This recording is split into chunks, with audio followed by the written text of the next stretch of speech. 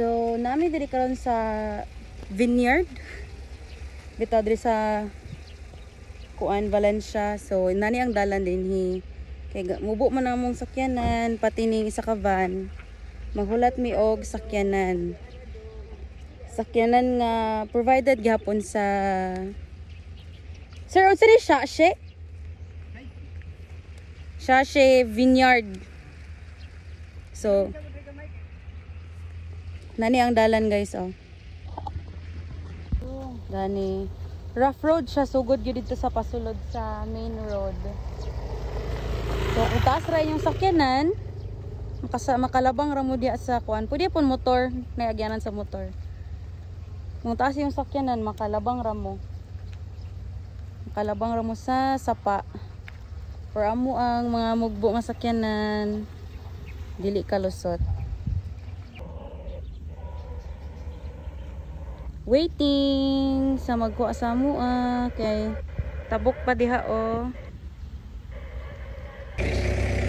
So muna siya ang service guys nga among gihuwat. So tabok ta og sapa guys, padalong sa Shashi sir no. Pag hi sir.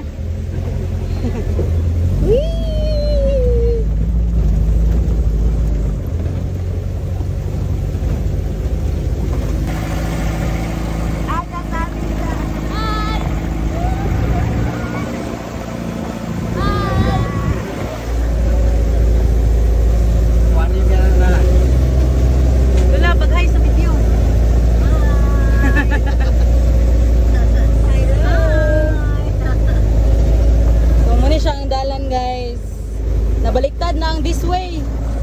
Nabaliktad na.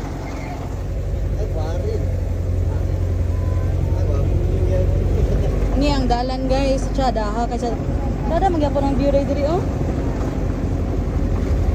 So muna yung magian guys kung madto mo sa Shashe Vineyard.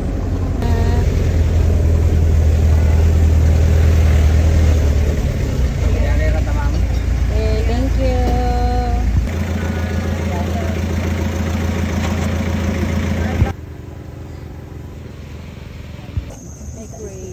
Gani.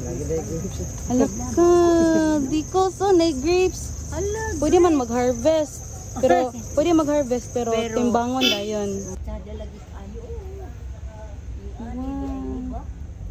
Lang kay nagtipok oh. Ah. Kobe.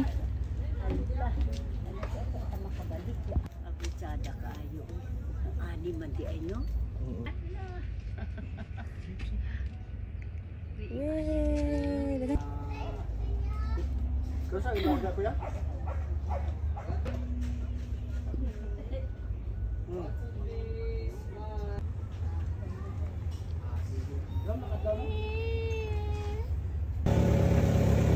Shout out kilang mom and sir.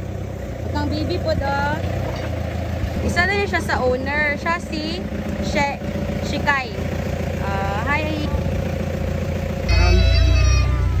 So this has been Marie Domingo, your food vlogger friend, na ang misyon ipaila-ila ang mga businesses dili lang kay sa Malaybalay City, kundi apil pod sa tibuok Bukidnon, aron mailhan sa tibuok Pilipinas.